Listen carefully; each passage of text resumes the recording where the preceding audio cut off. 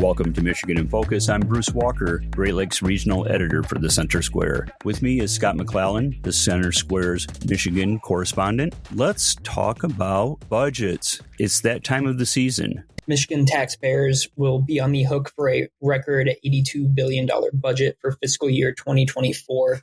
The total amount is roughly an $8 billion increase from the last budget, and this budget includes hiring an additional 899 government employees, according to my review of the budget. So you have this one-time injection of federal dollars into the budget, and you've got this tremendous surplus, of which we're spending all but like $300 million of the surplus for this year. And yet you're creating 900 permanent government positions that go on into perpetuity that we'll always be on the hook for. And so what are these new positions that we're talking about? Yeah, they really range across the departments. I think the biggest increases were the Michigan State Police and a couple other ones, but that's the concern of using one-time money to fund reoccurring salaries, especially government salaries that usually the salaries only go up as the person works. There will be hiring 900 new people, and the people who are already on staff will more than likely get raises. Yes. So the general government will add 186 positions. Michigan Department of Health and Human Services will add 171. The Attorney General's office will add 62. The Environmental Department will add 100.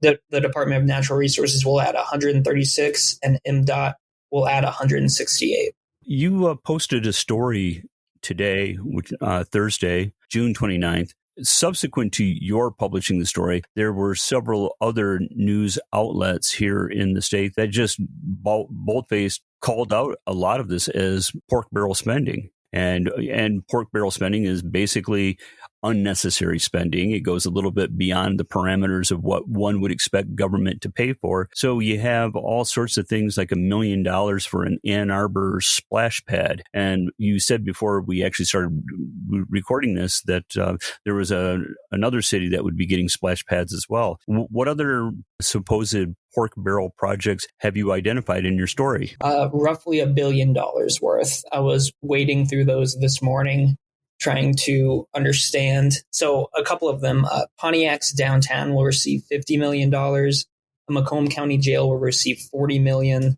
Some municipal project will receive $40 million.